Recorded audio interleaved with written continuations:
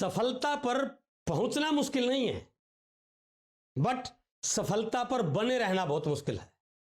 और सफलता पर वही बने रहते हैं जो समय दर समय अपने आप का मूल्यांकन करते रहते हैं, जिसे सेल्फ एनालिसिस कहते हैं। भगवान किसी को भी पात्रता से तनिक भी ज्यादा या पात्रता से तनिक भी कम नहीं देता है। और यदि हमें ज्यादा चाहिए तो उसका एक ही तरीका है, समय समय पर खुद का मूल्यांकन करते रहना चाहिए। इसलिए बोला गया है डिजर्व देन डिजायर। यदि मुझे बहुत कुछ चाहिए तो क्या मैं उतना पात्र हूं? क्या मैंने अपनी पात्रता को उस लेवल तक बढ़ा रखा है? और इसका पता मुझे तभी चलेगा जब मैं अपना सेल्फ एनालिसिस करता रहूंगा। इसलिए यदि आप सफलता के ट्रैक पर लगातार ग्रोइंग मोड में बना रहना चाहते हैं तो आज मैं आपके साथ एक ऐसे टेस्ट पर बातचीत करने वाला हूं जिसका नाम है 7Q टेस्ट। वो 7 क्वेश्चंस यदि आप अपने आप से पूछते हैं तो आप अपना सेल्फ एनालिसिस करके ये जरूर देख पाएंगे कि आज मैं कहां पर हूं और मुझे यदि किसी बड़े मुकाम पर जाना है तो क्या मैं अपने आप को लगातार अपडेट कर रहा हूं। ये 7Q टेस्ट आपको आईना दिखाने की कोशिश करेंगे और आपको सोचने पर मजबूर करेंगे कि मुझे जो चाहिए क्या मैं वो कर पा रहा हूं, क्या मैं वो बन रहा हूं, क्या मैं उस प्रकार के डिसीजन ले पा रहा हूं। तो आइए बातचीत करते हैं 7Q test for self analysis. सबसे पहला question Q1, am I ready to sacrifice? क्या मैं कुछ बहुत बड़ी अचीवमेंट पाने के लिए कुछ सैक्रिफाइस करने को तैयार हूं? यदि ऐसा नहीं है तो आपको कभी बहुत बड़ा मुकाम मिलने वाला नहीं है। छोटी छोटी चीजों का सैक्रिफाइस बहुत बड़ी अचीवमेंट के लिए बहुत जरूरी होता है सर। सब चीजों को साथ लेके आप बहुत बड़े मुकाम तक नहीं जा सकते। आपको कुछ ना कुछ चीजों को छोड़ना पड़ेगा। आपका खाने का टाइम फिक्स, आपका सोने का टाइम फिक्स, आपका मूवी देखने का टाइम फिक्स, आपका घर आने का टाइम फिक्स। तो इन सारे फिक्स टाइमों को यदि आप अडॉप्ट करोगे तो अनलिमिटेड ग्रोथ की तरफ, अनलिमिटेड सक्सेस की तरफ जा ही नहीं सकते। इसलिए कुछ चीजों को आपने साइड में करना पड़ेगा। इसलिए पहला क्वेश्चन है am I ready to sacrifice. Question number 2 Q2, am I ready to forgive and to apologise? क्या मैं माफ करने के लिए या माफी मांगने के लिए तैयार रहता हूं? यह बहुत बड़ा पॉइंट है सर आपकी सक्सेस में। जैसे आप लोगों के साथ आगे बढ़ेंगे, जैसे आप लोगों के साथ काम करेंगे, कुछ लोग आपसे संतुष्ट होंगे, कुछ असंतुष्ट होंगे, कुछ नाराज होंगे, कुछ आपसे खुश होंगे, कुछ आपकी फेवर में होंगे, कुछ आपके अनफेवर में होंगे, कुछ आपके सपोर्टिव होंगे, कुछ आपके अपोनेंट होंगे। तो यदि आप उन सारे लोगों को साथ लेके चलना चाहते हैं तो लोगों के साथ बिगाड़कर आप आगे नहीं बढ़ सकते। हो सकता है सामने वाले की ही मिस्टेक हो, लेकिन आपको इस बात से ऊपर उठना पड़ेगा कि उन चीजों को दिमाग में लेके आप आगे नहीं बढ़ पाओगे। इसलिए अपने आप को यदि आगे ले जाना चाहते हैं तो थोड़ा सा हल्का रहने की आदत डालिए सर। शिव खेड़ा जी बोलते हैं जो विनर होता है वो पहल करता है और जो लूजर होता है वो इंतजार में रहता है। सॉरी कहने की आदत डालिए सर। यदि सॉरी बोलना आपकी आदत में आ गया तो आप बहुत सारे लोगों को साथ लेके चलने में कामयाब हो सकते हैं। यदि किसी व्यक्ति से कुछ गलती हुई है, जाने में हुई या अनजाने में हुई है, तो उसको माफ कीजिए सर। माफ करने वाला हमेशा बड़ा होता है, लीडर की यही पहचान है। इसलिए दूसरा पॉइंट सक्सेस के रास्ते में सबसे बड़ा मील का पत्थर साबित होता है यदि आप इस पॉइंट को सही ढंग से अपने कैरेक्टर में, अपनी हैबिट्स में लागू कर लेते हैं तो। इसलिए चेक कीजिए, क्या मैं लोगों को माफ करने के लिए तैयार हूं या लोगों से माफी मांगने के लिए तैयार हूं? यह आपकी सक्सेस का सबसे बड़ा पॉइंट हो सकता है। Next question Q3, am I ready to learn more? जो नॉलेज आपके पास है, मैं ये नहीं कह रहा कि ये कम है, पर्याप्त नहीं है, लेकिन यदि मुझे किसी बड़े मुकाम पे जाना है तो उस लेवल के लिए जो नॉलेज चाहिए उसके लिए एक ही तरीका है कि आपकी सीखने की भूख लगातार आपके अंदर रहनी चाहिए। ये कभी भी अहंकार आपके अंदर होना ही नहीं चाहिए कि मुझे बहुत पता है। जिन लोगों को ये अहंकार हो जाता है, चाहे लेवल उनका कुछ भी हो, उसके बाद उनका ग्राफ ढलान की ओर जाना शुरू हो जाता है। इसलिए सक्सेस के ट्रैक पे यदि आपको लगातार आगे बढ़ना है, ग्रो करना है, तो ये पॉइंट आपके लिए बहुत काम का हो सकता है। नई नई चीजों को सीखने के लिए मुझे हर समय तैयार रहना चाहिए। जब भी कहीं ऐसा मौका मिले, जब भी कोई ऐसी अपॉर्चुनिटी मिले जिसमें जाने से, जिसको फॉलो करने से, जिसको देखने से, जहां पर पार्टिसिपेट करने से आपकी नॉलेज में, आपकी स्किल में, आपकी बातचीत करने की शैली में, आपकी कम्युनिकेशंस में कुछ इन्हांसमेंट होता है, तो उसमें बिल्कुल आगे बढ़ के पार्टिसिपेट कीजिए। इसलिए यह पॉइंट इस इंडस्ट्री के लिए तो बहुत जरूरी है कि लगातार सीखते रहोगे तो लगातार आगे बढ़ते रहोगे। और अमिताभ बच्चन सर इस बात को बहुत अच्छे से बोलते हैं, सीखना शुरू तो जीतना शुरू। यदि आप लगातार सीखते रहोगे तो अगले मुकाम आप बहुत जल्दी अचीव करने वाले हैं। Next question Q4, am I ready to leave comfort zone? क्या मैं अपने कंफर्ट जोन से बाहर निकलने के लिए तैयार हूं? मैंने बहुत सारे टैलेंटेड लोगों को अपने उसी दायरे में, उसे सीमित लिमिटेड इनकम ब्रैकेट में, उसी प्रकार के जीवन में रहते हुए देखा है सर।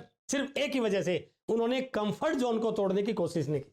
उनके अंदर बहुत अच्छा टैलेंट था, बहुत अच्छी स्किल थी, बट वो घर से बाहर निकलने को तैयार ही नहीं थे, और इसलिए उनकी अचीवमेंट बहुत बड़ी नहीं हो पाई। वैसे तो इस पॉइंट के बारे में मैंने पॉइंट नंबर 1 में Q1 में बताया भी है कि कुछ सैक्रिफाइस करने पड़ेंगे। कंफर्ट जोन से बाहर जाओगे तो कुछ ना कुछ पेन तो होगा, कुछ सैक्रिफाइस तो करना पड़ेगा, लेकिन वो सैक्रिफाइस किस चीज के लिए हो रहा है, कितनी बड़ी अचीवमेंट के लिए हो रहा है, वो आपको मोटिवेट करेगा। इसलिए ये बहुत इंपॉर्टेंट पॉइंट है कि आपको कंफर्ट जोन से बाहर जाना पड़ेगा। पेनफुल टारगेट लेने की आदत डालिए, जो नहीं हो पा रहा है उसको करने के संकल्प कीजिए। हो सकता है किसी स्किल में आप वीक हैं और उस स्किल को सीखने के लिए आपको प्रेजेंट की कुछ हैबिट्स को छोड़ना पड़े। शायद वो आपके लिए मुश्किल होगा, लेकिन यदि उस मुश्किल काम को कर लिया तो नई स्किल जो डेवलप होने वाली है वो आपको किस मुकाम तक ले जा सकती है। It is also to take step from your comfort zone, to go ahead from your comfort zone. जो पुरानी आदतें हैं जिनको आप मान रहे हैं कि सही हैं, उनसे बाहर निकलो, उनको बदलोगे तो वो भी एक कंफर्ट जोन से बाहर निकलने की, दायरे से बाहर निकलने की चीजें हैं। इसलिए इन चीजों को यदि आप शुरू करोगे तो आप ना केवल ग्रोथ पे चल पाओगे, बल्कि बहुत सारे लोगों के लिए एक एग्जाम्पल भी बन पाओगे। यदि आपने थोड़ा सा अपने आप को स्ट्रेच करने की कोशिश की, थोड़ा सा इनकन्वीनियंट में रहने की कोशिश की, तो रिजल्ट बहुत बड़े आने वाले हैं सर। इसलिए कोशिश कीजिए। ये जो आज आरामदायक जिंदगी है ना, जिसके बारे में बोला गया है, a good life is the enemy of a great life, ये वास्तव में एक बहुत इंपॉर्टेंट कोटेशन है। और जिन लोगों के कोटेशन समझ में आ जाती है वो कभी भी कंफर्ट जोन में रहते नहीं है। घर से थोड़ा सा बाहर रहोगे ना तो बड़ी सफलता मिलने वाली है, क्योंकि घर की माटी सिर्फ रोटी देती है सर, और बाहर की माटी समृद्धि देती है। इसलिए यदि आप बाहर जाने के लिए तैयार होगे तो रिजल्ट बहुत बड़े आने वाले हैं। इसलिए यह पॉइंट बहुत इंपॉर्टेंट है कि always try to live your comfort zone. अब नेक्स्ट क्वेश्चन बहुत बहुत important, Q5, am I ready to stay positive? जी हां, लगातार काम करने से कई बार परिणाम अच्छे नहीं मिलते हैं। कई बार परिस्थितियां इतनी टिपिकल हो जाती हैं कि कई सारे लोग घुटने टेक जाते हैं। कई बार इतनी मुश्किलें आ जाती हैं कि वहां पर खड़ा रहना भी बहुत भारी पड़ जाता है। लेकिन इस दुनिया में जिन लोगों ने घुटने टेके हैं, जो लोग नेगेटिव हो गए हैं, जो निराशा के जोन में चले गए हैं, उनको कभी बड़ा नहीं मिला। लेकिन इन्हीं परिस्थितियों में जो लोग पॉजिटिव रह के काम करते रहे वो हमेशा आगे बढ़े हैं। इसलिए अपने आप से पूछिए, भले ही रिजल्ट अच्छे नहीं है, भले ही माहौल अच्छा नहीं है, भले ही परिस्थितियां अच्छी नहीं है, इन सब के बावजूद भी क्या मैं पॉजिटिव हूं? यदि ये प्रश्न आप अपने आप से पूछ के टिक लगाते हो तो मैं दावे से कह सकता हूं, कितनी भी मुश्किल से मुश्किल परिस्थितियां आ जाएं, दोनों की कोई ताकत आपको डायमंड बनने से रोक नहीं सकता है सर।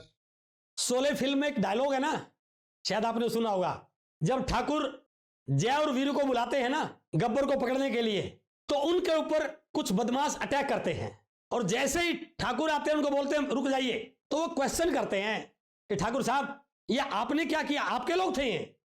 तो ठाकुर साहब का जवाब था, मैं ये देखना चाहता था क्या समय के थपेड़ों ने आपको कमजोर तो नहीं कर दिया, लेकिन आज मैं गर्व से कह सकता हूं कि आप आज भी मजबूत हैं। इसलिए ये अपने ऊपर लागू कीजिए सर। परिस्थितियां जैसी मर्जी आए, समय जैसा मर्जी आए, यदि आप मजबूत है ना, पॉजिटिव हैं, तो रास्ते अपने आप बन जाएंगे सर। ये सबसे इंपॉर्टेंट पॉइंट है, क्योंकि पॉजिटिविटी आपके अंदर की एनर्जी को बूस्टअप करने में आपके काम करने वाली है, आपकी होप्स को जिंदा रखने में आपके लिए काम करने वाली है, आपको आगे बढ़ने के लिए प्रेरित करने में आपको सहयोग देने वाली है। और जैसे ही आप पॉजिटिव रहेंगे तो आपका आभा मंडल, बाहर आपका ओरा लोगों को पॉजिटिव करने में काम आने वाला है। इसलिए यह पॉइंट आपकी सक्सेस में बहुत इंपॉर्टेंट है कि इन विपरीत परिस्थितियों के बाद भी क्या मैं लगातार पॉजिटिव हूं। और प्रयास कीजिए, लोग आपको जो मर्जी बोले, जैसा मर्जी रिएक्ट करें, भले आपके प्रति सहानुभूति प्रकट करें, बट आपको हमेशा अपने आवाज को बुलंद रखने की जरूरत है, अपने कॉन्फिडेंस को बुलंद रखने की जरूरत है। और किसी से सहानुभूति मत लीजिए सर। यदि कोई इस प्रकार की बातें कमजोर करता भी है तो उनको बोलिए, sir I am a leader, मैं पॉजिटिव हूं, मैं आगे बढ़ रहा हूं, मेरे रिजल्ट बढ़ रहे हैं। तो यदि आप अपने आप को पॉजिटिव मोड में रखोगे तो सारी सफलता की वेव्स आपकी तरफ डाइवर्ट होना शुरू हो जाएंगी सर। इसलिए always be positive. Q6, am I ready to bounce back? मान लीजिए चीजें ठीक नहीं हो रही हैं, रिजल्ट ठीक नहीं हो रहा है, अंतर्मन से भी आवाज आ रही है कि कुछ बड़ा शायद हो नहीं पाए, लोग भी सपोर्ट नहीं कर रहे हैं, घर वाले भी सपोर्ट नहीं कर रहे हैं, तो क्या हार मान लेंगे सर? नो। क्या दोबारा बाउंस बैक करने की हिम्मत है?